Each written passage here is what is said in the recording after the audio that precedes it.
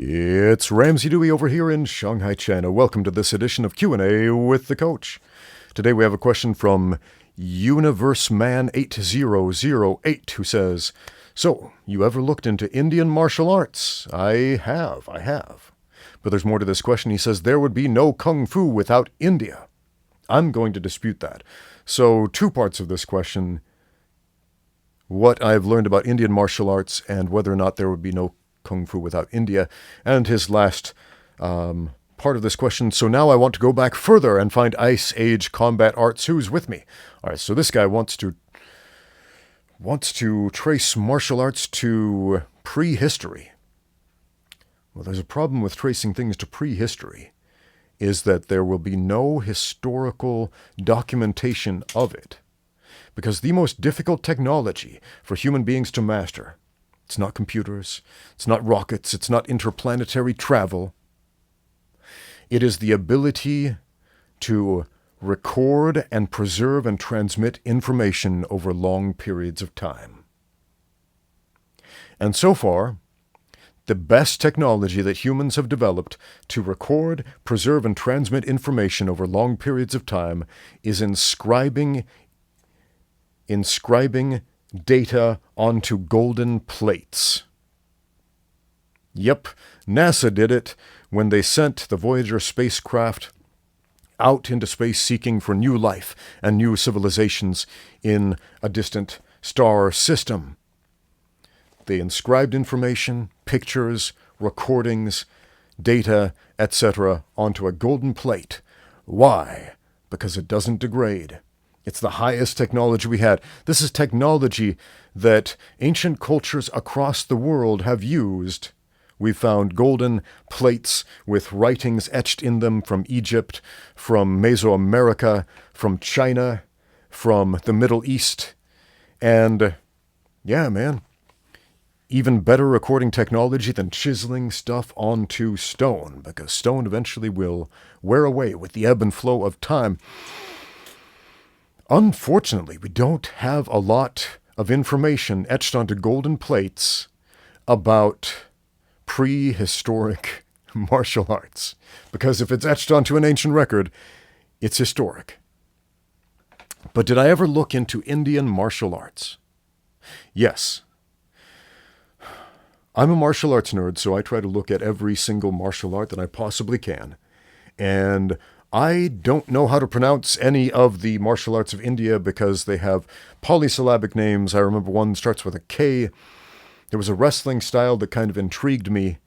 It seemed to be one of the most interesting things about Indian martial arts that I saw because it's actually something that is still practiced today and not just in forms or as sort of a decorative tradition, but as something people actually do, something people can actually spar with. And, of course, it's an ancient tradition, right? So, Indian wrestling, quite interesting, quite cool. I have a friend who traveled to India to go train with those guys, had some interesting experiences. I haven't been to India myself. One day I would like to go and check it out, see what's up. But the second part of your question, there would be no Kung Fu without India. This is a popular story that Bodidharma came from India to China and taught the Shaolin monks Kung Fu. And they practiced this martial art and passed it down, and that is why there is Kung Fu in China, and transversely they passed it on to Okinawa, passed it on to Japan, passed it on to Korea, and so on. And all of these traditional Asian martial arts are propagated throughout the world, but they originated in India. That's the story. That's the claim. Is it true? Is it true? Now, you can trace through the movement patterns. You can trace Okinawan karate back to China. You can trace it back to very specific Chinese Kungfu forms. And Kungfu isn't a specific style. In fact, it doesn't even mean martial arts. It means great skill acquired through hard work over long periods of time. It's talent, it's ability. So if I say, show me your Kungfu, That means show me what you're good at. Show me your skill, your great skill. Because there, at least in old China, there was this presumption that a man would spend his life mastering a skill, and a boy would spend his youth in an apprenticeship learning a skill. This wasn't just a Chinese thing. This was a thing that men and boys did for a very long time worldwide. That's why in the English-speaking world, so many of you have surnames, last names, that are professions. Baker, Smith, White. White is short for whitesmith, a silversmith, for example. Carpenter. There's another one. How many other names that mean things? Tanner. There's one. Cooper, somebody who makes barrels. Yeah. If you have a name whose etymology is English, it's almost always based on a profession. In other words, based on your English Kungfu, what the progenitor of your family was good at, his great skill. So I digress. There are many, many different styles of Chinese martial arts. There are over 400 different styles of traditional Chinese martial arts. Some of them stem from Shaolin Kungfu. Some of them developed independently from Shaolin Kungfu. Shaolin Chun, right? Or Chun Fa, Kenpo. Yeah. Did you know Kenpo is Japanese for Chun Fa, which is a Shaolin fighting style, the one that supposedly was passed down from Bodidharma from India. So, was that the first Chinese martial art? Was it Shaolin Kenpo, if you will? I don't know. I don't even know if that's true. Because I can tell you factually, without a doubt in my mind, that there are many currently existing Chinese martial arts that developed independently from Shaolin martial arts.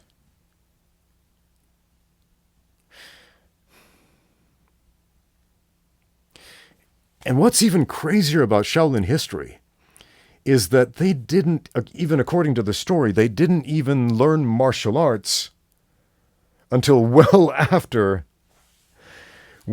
China had a very long and established history of warfare and combat and weapons and fighting and martial arts. Yeah. So it's kind of nuts to, even if the story of Bodhidharma passing on Kung Fu to the Shaolin monks, it is absurd. It is an absolute absurd claim to insist that nobody in China was fighting. Here, let's look up some dates. Shaolin Kung Fu origin date. Okay. So while there is a tradition, I'm reading off of Google here, while there is a tradition of martial arts in China that dates back to at least 2674 before the Common Era, or before Christ if you're Christian, modern day Kung Fu began when an Indian monk known as Bodhidharma arrived at the Shaolin Temple in the Henan province around 527 Common Era or AD. In other words, Bodhidharma arrived at the Shaolin Temple, according to the legend, which may or may not be true, went over to Henan about 1,500 years ago. Well, I can already tell you a handful of martial arts just off the top of my head that predate Bodhidharma's trip to Henan by over 1,000 years. How about Shuaijiao? Yeah, Chinese traditional folk wrestling. It is one of the most widespread martial arts in China. Predates the Shaolin monks and predates Bodhidharma. How about Bok? Inner Mongolian wrestling. Yeah, did you know Inner Mongolia is one of the provinces of China? Yeah, it is. Bok. It's ancient. It's old. It's super old. It predates Bodhidharma. So let's just assume Bodhidharma did do what the legends claim he did and brought Indian martial arts to the Shaolin Temple. And I haven't even got to the first point I was trying to make, which is that you can trace movement patterns through martial arts. We can trace karate, Okinawan karate, back to White Crane Kungfu. So we can see that connection through the movements. The forms are very similar. They have many of the same movements in the same order. So we can clearly say, okay, Okinawan karate definitely was derived from White Crane Kungfu. We can also look at Okinawan kobudo, the weapons, and trace those weapons back to the Chinese mainland. And the way they use those weapons, the forms, exactly the same movement pattern. So we can confidently say this martial art was derived from this one. If we look at Shaolin Kungfu, all of the forms practiced by the Shaolin monks, can we trace any of those movement-wise? Can we see any of those movement patterns, any similarities in any Indian martial art? No. No, we can't. Maybe that martial art became extinct. Maybe Bodhidharma was the only one who did that particular style when he went over from India to Henan. Maybe. But that's a lot of maybes. The idea that one guy, and only one guy, was the only one who had this idea ever and took the whole system with him, it's bizarre to me. It is bizarre. So where is the Indian equivalent of Shaolin Kungfu in India? Where is it? Let's look up a list of Indian martial arts. Indian martial arts list.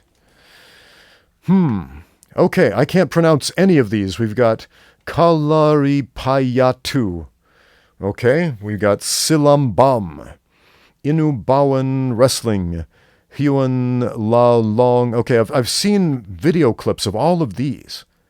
None of them look anything like Shaolin Kungfu. The forms are not similar at all. The exercise patterns are not similar at all. The weapons are not similar at all. These are radically different things.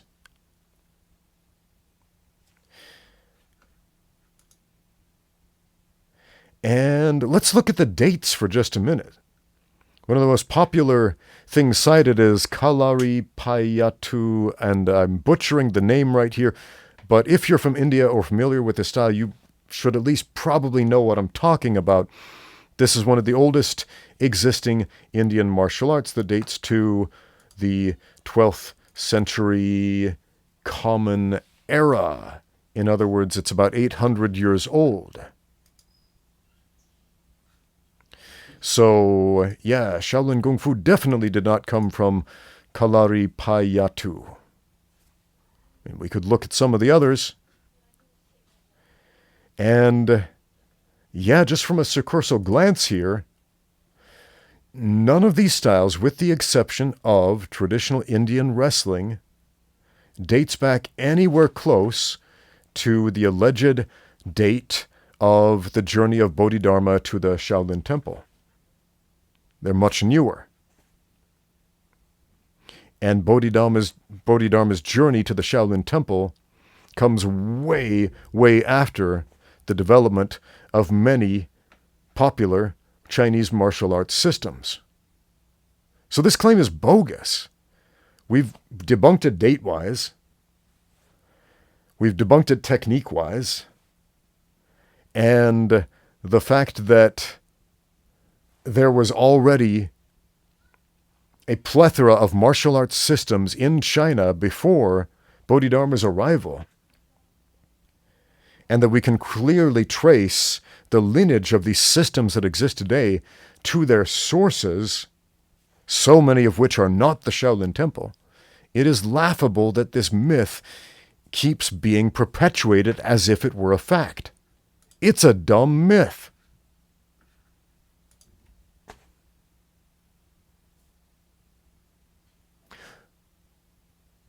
Let's stop spreading myths. Thanks for watching. Now get out there and train.